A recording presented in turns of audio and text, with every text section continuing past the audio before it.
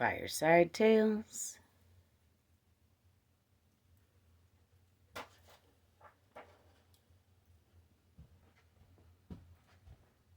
Hello. I'm Merlin. Mililli.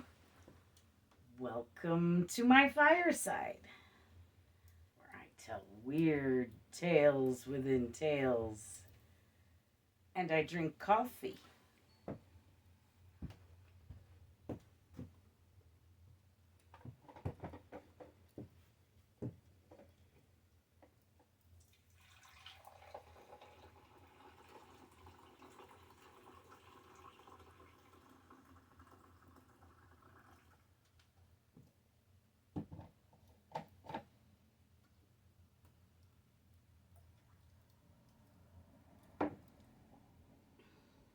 Drink coffee from my skull mug, because I'm a deadhead.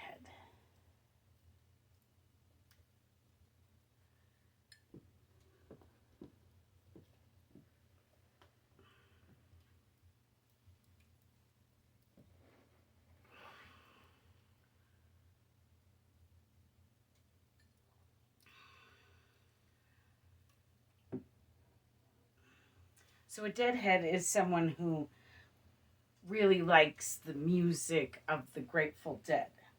And usually all of its affiliates as well. The Grateful Dead is a 60s psychedelic rock band that lasted through to the 90s when the lead guitarist Jerry Garcia died. After Jerry died, there's been a lot of different incarnations. The newest one being Dead and Company, and I think Dead and Company is going with Forever Dead. Anyway, it's rock and roll, and I really like it, and so I'm a deadhead. But I also have a past life connection with the Grateful Dead, and every week here at Fireside Tales, we talk about past lives. We discuss reincarnation often, every time, every episode. And every episode I also tell the story of the Grateful Dead from the Tibetan Book of the Dead, which is where the band got their name. Though they looked up the Grateful Dead in the Funk and Wagnalls dictionary, which is weird that it was even in there. But someone wanted to include it, and it was included, and it's a story about reincarnation. Though that's lost on some people, I'll tell you the story and you can decide, I suppose, for yourself. But it's a story about reincarnation. And that's what we talk about here at Fireside Tales. We talk a lot about reincarnation.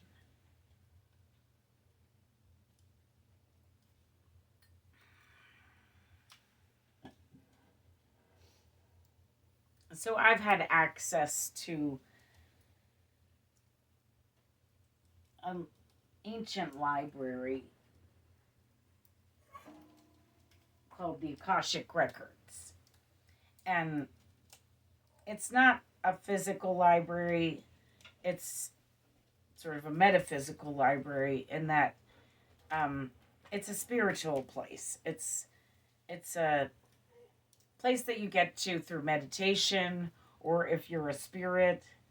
But other than that, it's not a place you take your body. So, shush. My animals are restless. It's about to rain outside. They want to go out, but I don't want to let them out because it's going to rain. And that's how they get lost. So, in the Akashic Records, every soul has a book. And thusly, the library thing. And in each soul's book is a recording of where and when and who they have been. Squeaky's putting his 2 cents in. We know you want to go out, but you're not going out, so forget about it. Anywho, so in my book, in the Akashic Records, is obviously a listing, a recording of who I've been throughout lifetimes. And my book is really big and old and dusty. And it has a watermark.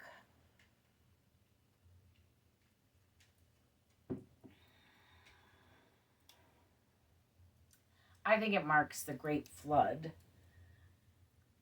But it also seems to mark when BC changes to AD and time. And the beginning of my book is all light and dry and sandy, and my lives were really long, like thousands of years long.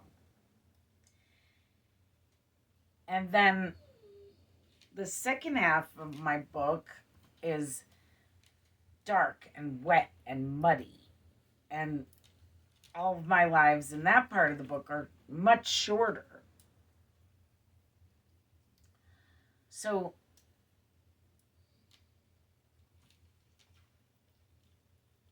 I have these threads that link each life to the next. Just things that are in every single one of my lives in a big way. Fire being one of them. Fire safety being another. So every week here at Fireside Tales, I cover a little fire safety. I have water in my kettle on my stove, and I have a little cup of water here, and I have a sprayer around the corner if I need it. If you build a fire outside, you want to choose a spot that doesn't have any overhanging branches. Nice big open spot, and that way you can see the stars while you're sitting by your fire. And you want to dig a pit and line it with rocks and make sure that there's nothing growing in there. And then once you've lined your pit with rocks and made sure there's no overhanging branches, you want to make sure you have a bucket of water, a bucket of dirt or sand, and a shovel. So you can put that fire out. You need to have the stuff to put it out before you even light it. Then you can start thinking about lighting your fire. So fire safety is super important to me and the forest. Meditating is another one of my threads, which is how I get to the Akashic Records and how I know all these things about myself. Smudging and grounding are 2 more threads. I think I've been doing this for thousands and thousands of years before I meditate or before I do a reading or a ritual. In order to get the most positive results from your reading, ritual, meditation, astral travel, any of that, you want to smudge and ground first. This is dried sage. This is what we call a smudge stick. It cleanses your aura of negativity. Cleanse Squeaky and Bear. They need a little cleansing. So that's smudging. Squeaky, no. You can't sit on my dummy card. Sorry, I have a dummy card. He was trying to eat it. Then grounding. Grounding is a cleansing for your inside. And you want to blow all your negativity out.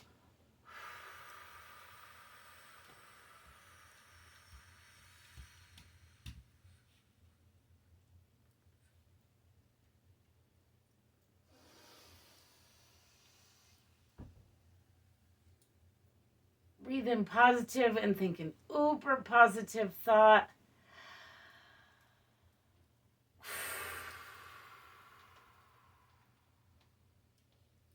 Until you blow out positive energy. And that is grounding. It's a breathing exercise. Squeaky got me furry. Leave my dummy car alone, Squeaky. So,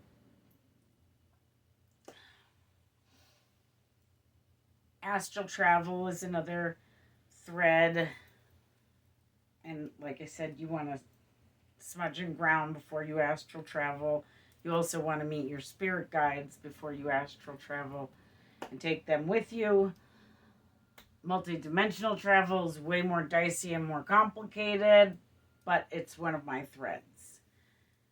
Angels, stones, nature, stars, being a psychic medium, and reincarnation are all threads of mine. And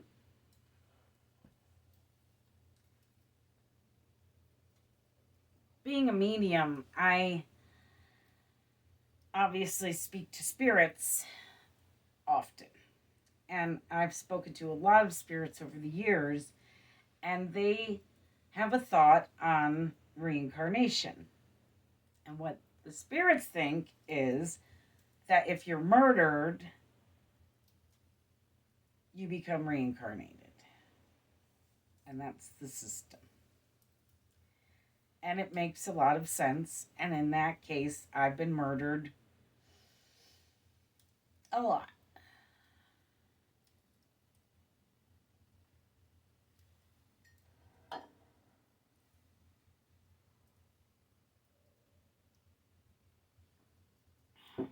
So, now I'm going to tell you the story of the Grateful Dead, as promised, and as it should be told, by a deadhead, by a fire, as it was told to me.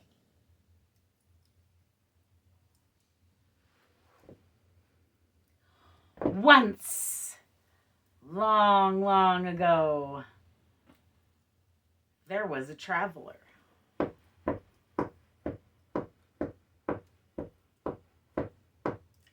It was so long ago that she traveled by foot.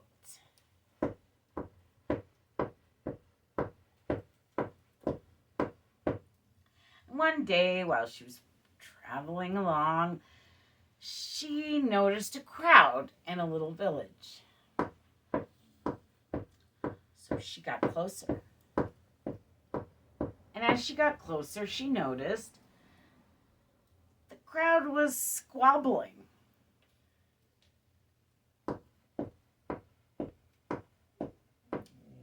As she got closer still, she noticed they were literally squabbling over a dead body. There's a dead man laying there, and they were arguing right over him, right around him. And they were arguing over his debts and who was going to pay them. And they were arguing over his burial and who was going to bury him and who was going to pay for that. And the traveler just thought all of this was kind of gross. And so she just stopped them. And she paid the dead man's debts. And she paid for a proper burial. And she prayed over the dead man's grave. And she traveled on.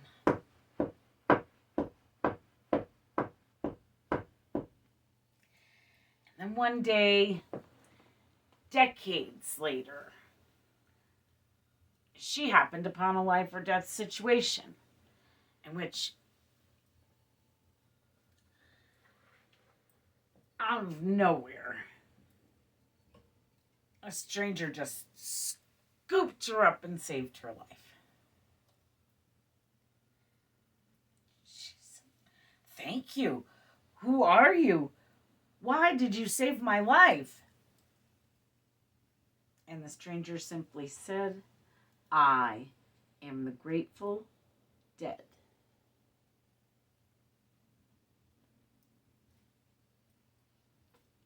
It's a story about reincarnation. Some people think it's a corpse at the end that saves the traveler.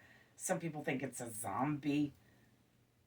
Corpses don't save lives. Zombies don't save lives.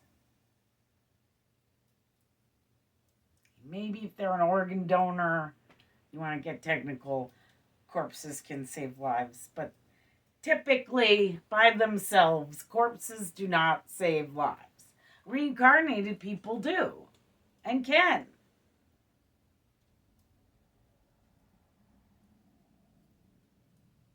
This man remembered that the traveler did something extremely nice and kind and selfless for him. And he wanted to repay that. His soul wanted it repaid. And so when opportunity knocked, he answered the door and saved her life. He died, obviously. He was laying there dead, right? And then he was born into a little baby body that grew up and decades later still remembered this traveler and the nice thing that she had done for him. Reincarnation. And that's what we talk about here at Fireside Tales. And one of the reasons why it gets so weird, because it is weird science. The whole thing is a little weird. And even me and my book are weird. I mean, one of the reasons why I feel such a need to tell you all these stories by my fireside is because my book doesn't look like everyone else's book in the Akashic Records. It looks older and bigger. And I must have more information than other people. And no one seems to be talking about this watermark and the Great Flood. And that was why we started recording history again. Not because of Jesus.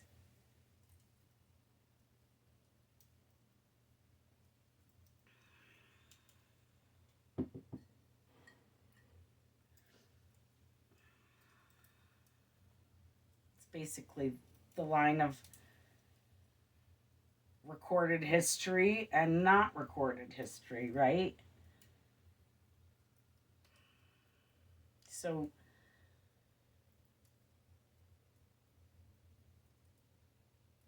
why did we involve Jesus?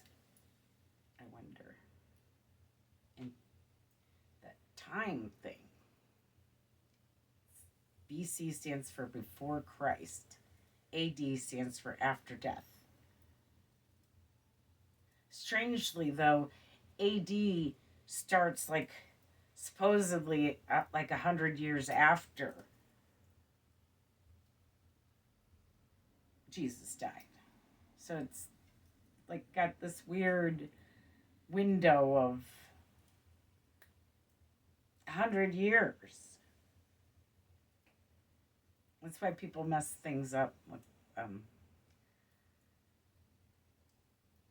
end of the world and all that, because they always forget to calculate that weird first 100 years in our recorded time.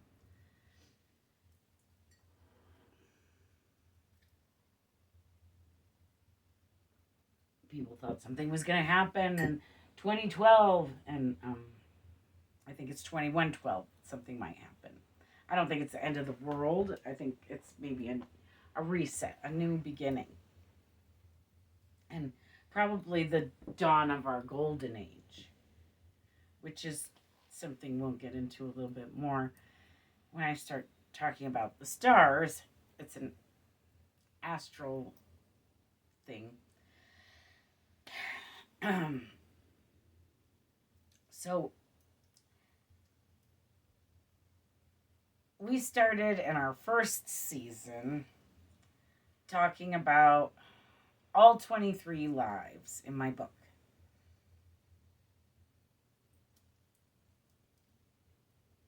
23 lives, 23 episodes, and we just discussed a little bit every episode about each life. Then in our second season, we went all the way back to the very first life in my book.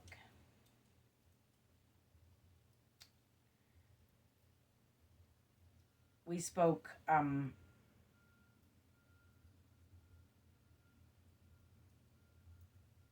at length for the whole season about my first life.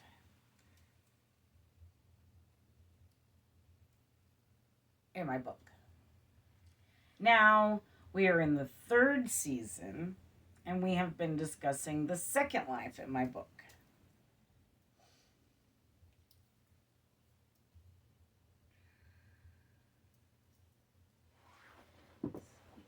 My dummy card.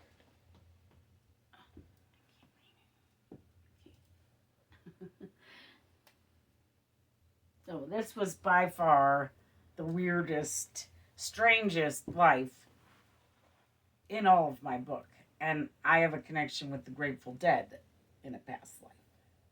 So if that gives you, this isn't it, if that gives you any indication of how weird this life was, it was really weird.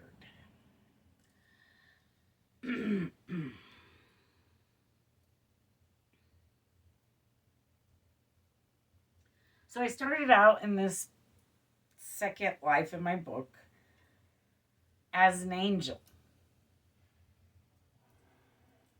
It seemed like it was sort of a reward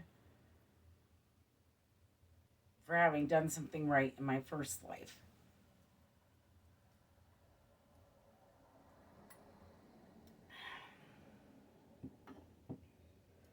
I may have even been an archangel because I was standing there with Michael, the archangel. He was right next to me. And I should have just watched him for a while and done what he did. But maybe I'd still be an archangel and I'd never be able to come here and tell you these things. But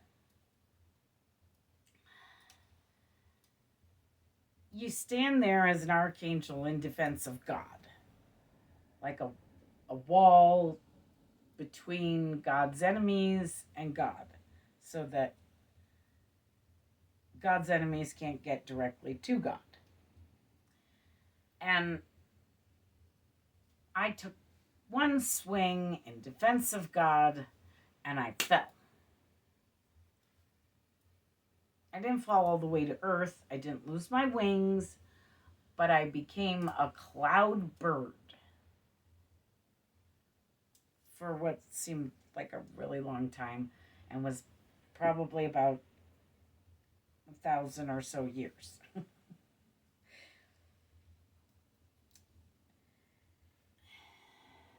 So I barely existed because I was made of cloud.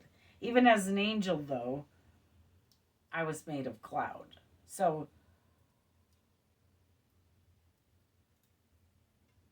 I wasn't that far off being an angel, but I know I was a cloud bird because in the last couple of years of this life, I was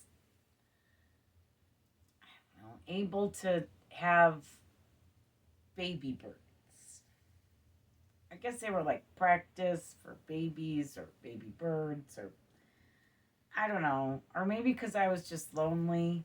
Because I don't recall, besides my baby birds, who I strangely didn't have to feed or teach how to fly or any of that. They just knew.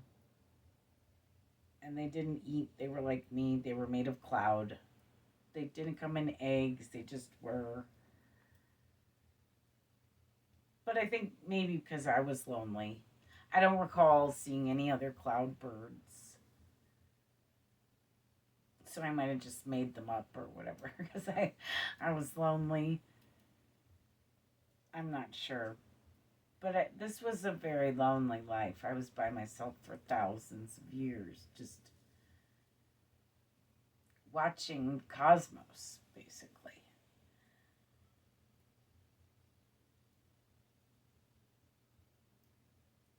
Mostly in this life,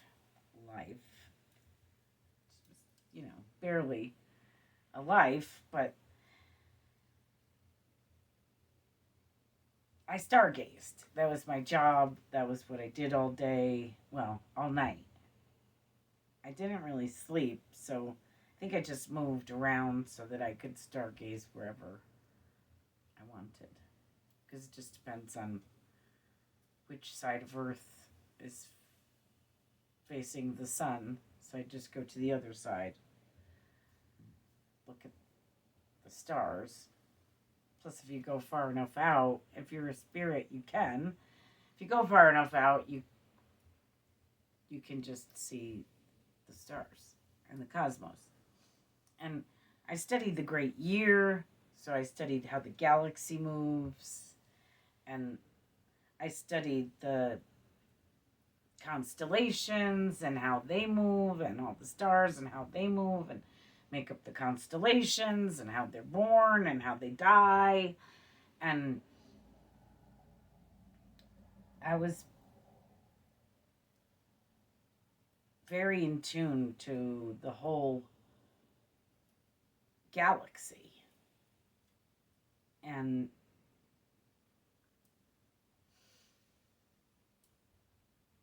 I studied, like I said, their movements, but what is weird is that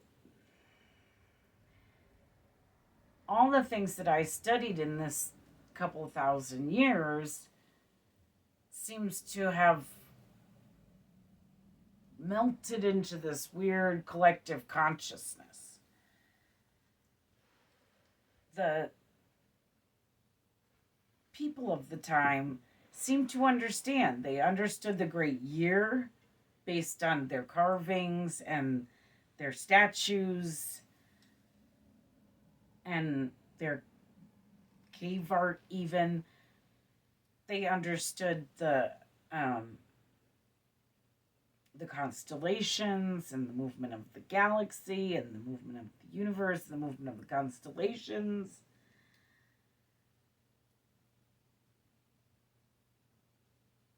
And this was all stuff I was studying. And they really didn't have the ability to study. So in my first life, in my book, I was an ancient Mayan. And in the ancient Mayans, I started my angel thread in that life because I used to, and I was a medium psychic, but I used to communicate with these angels, or Kuchina, a lot of people call them still in South America. But I don't think that's what we called them. But I know them as angels. And I wonder if after I died and became an angel, if I then went to my ancestors, say my daughter or my son or what have you, and shared with them the things I was discovering, and they chipped it into stone or carved it into a statue. But it's strange, like when the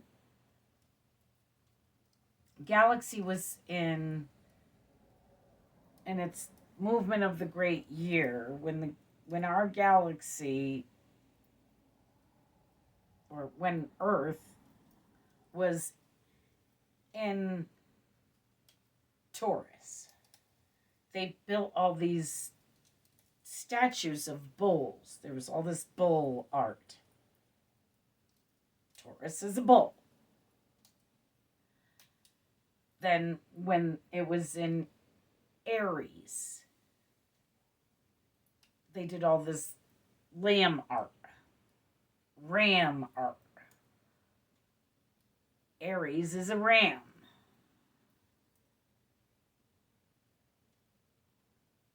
Then when it was in Pisces,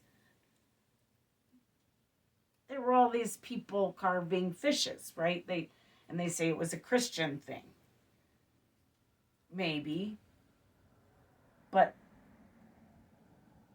the Earth happened to be in the great year in Pisces when BC turned to AD, when Jesus was running amok and people were doing that fish symbol everywhere. Maybe it was because the apostles and Jesus all knew about the great year, because I told my ancestors from cloud bird status. I mean, I don't know, that's my best theory on how people knew all those things. They still wonder. Scientists scratch their heads. They don't understand how they could possibly have seen these things, or the planets, or the movements, because, I mean, we didn't have light pollution, and that's sort of their excuse, but we didn't have telescopes. How did they see this stuff with their naked eyes? I mean, maybe they had really amazing eyes. It's a possibility. But it seems like a bit of a stretch.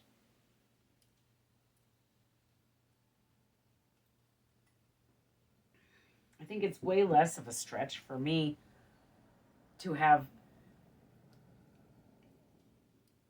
given all my information from my studies of the stars to my ancestors who were still alive at the time.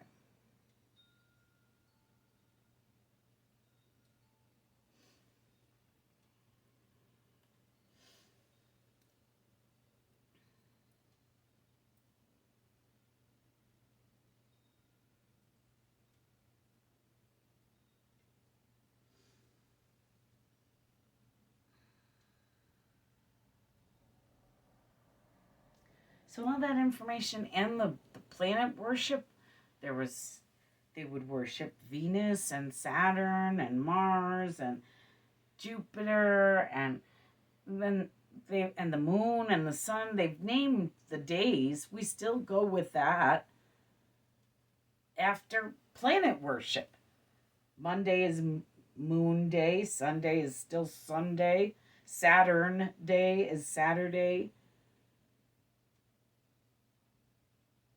I'm not sure what Tuesday and Wednesday are. Thursday is supposed to be for the Thursdays or Thor. I'm not sure what Friday is. But nonetheless, their temples were to Venus and Aphrodite and Artemis and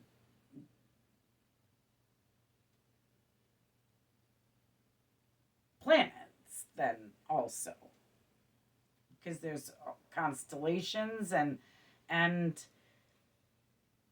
planets corresponding to all the Greek gods.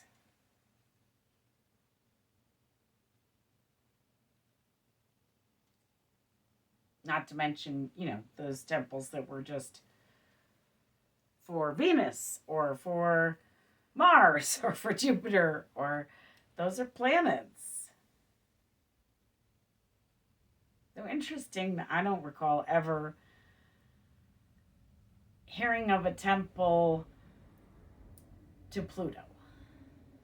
And now Pluto's not a planet anymore. Like when I went to school, they taught us it was the furthest planet from Earth in the galaxy, and that it was a planet. And my kids learned that it was not a planet. And it's interesting that the ancient people seem to know it wasn't a planet.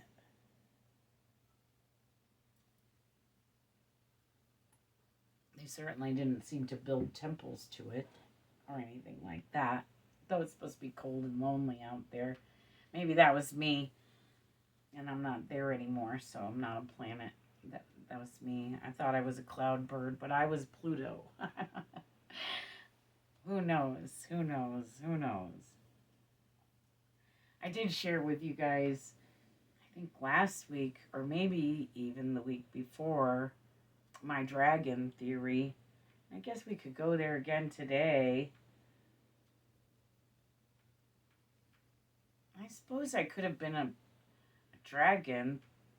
The chicken supposedly descends from the T-Rex. So I have a theory that our continents are made of dragons. And that if you zoom out and look at the globe, they look like dragons. The continents, Asia looks like this happy dragon doing the backstroke. I think the Earth is a dragon watering hole. And that the dragons are just so big and continental now that we are like little flies on them. And that 1 minute for them is like 1,000 years for us. And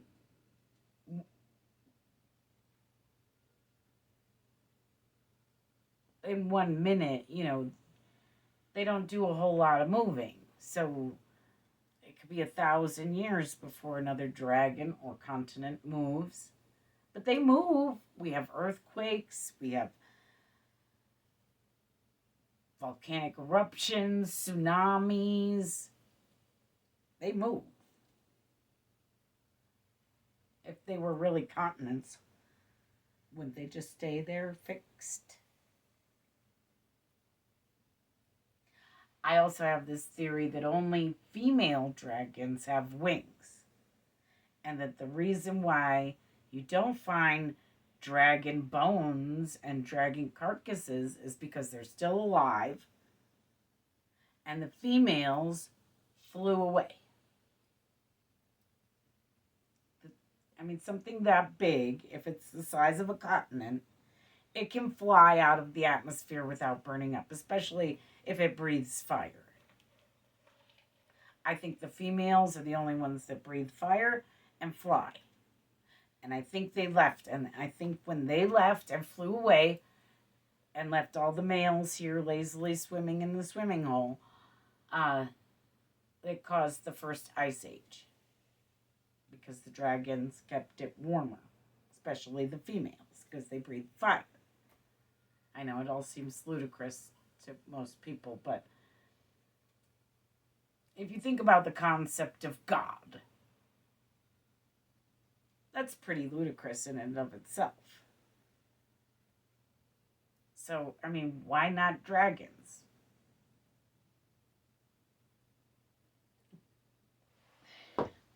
I love dragons. I'm partial.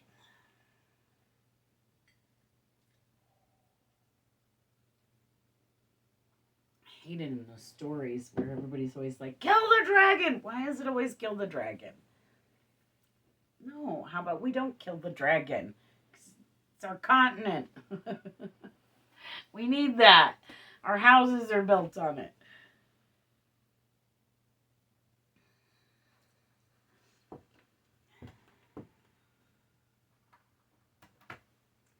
So every week here at Fireside Tales, I also sing to you a song to end the show. I started singing David Crosby's Deja Vu, and then I wrote a song called Reincarnation. I was singing Deja Vu because it's the only song I know that is about reincarnation, even a little bit. And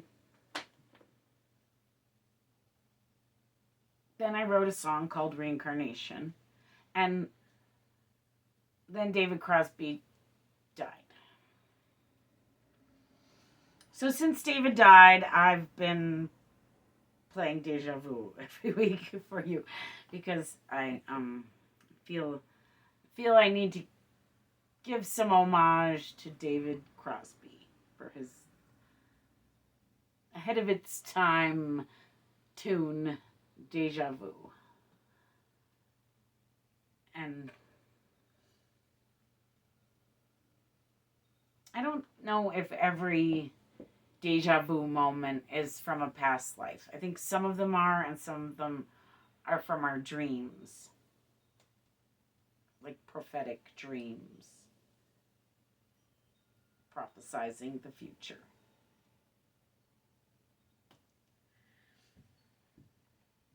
So, here we go.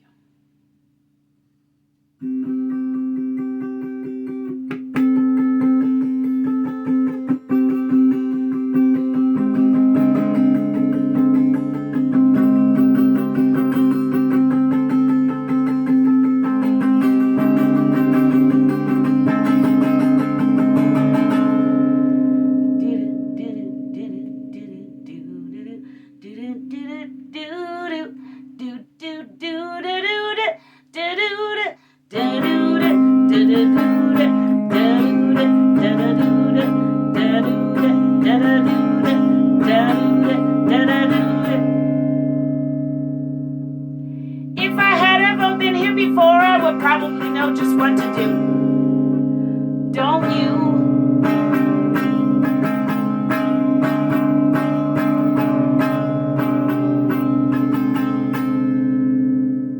If I had ever been here before and another time around the wheel, I would probably know just how to deal with all of you.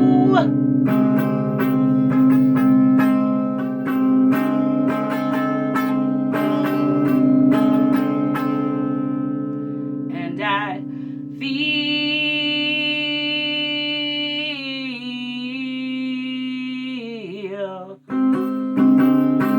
like I've been here before. Feel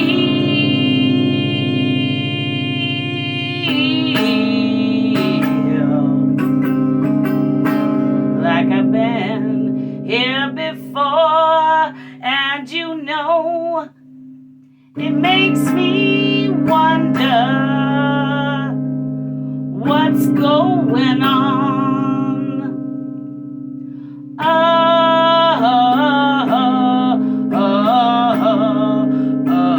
under the ground.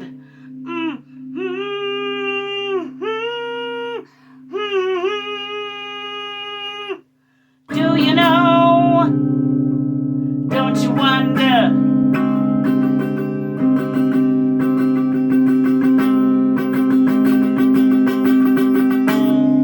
What's going on down under you?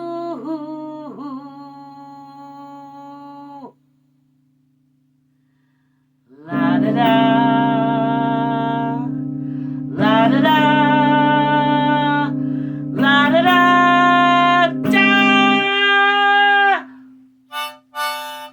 La da da da da da.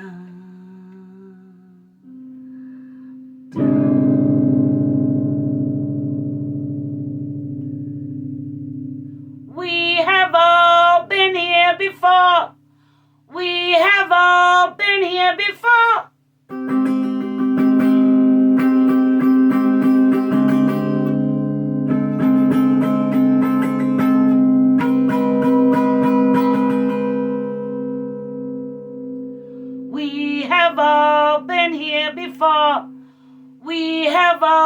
been here before.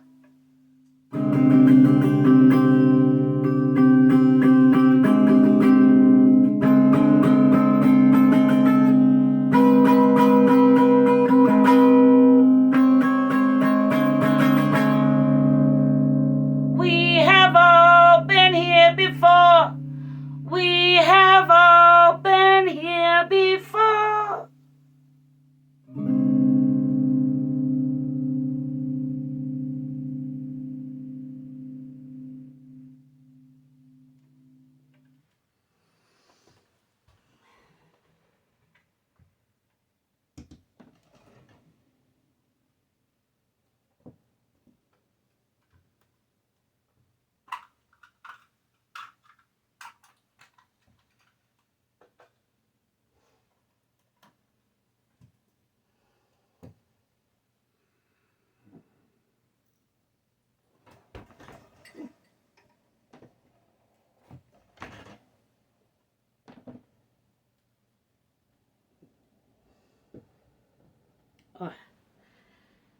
So,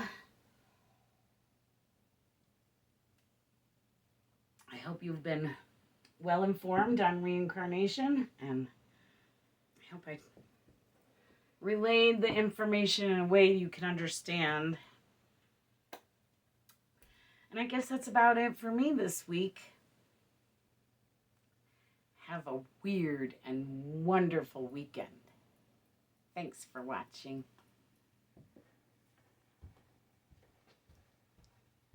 A Mililli Studios production.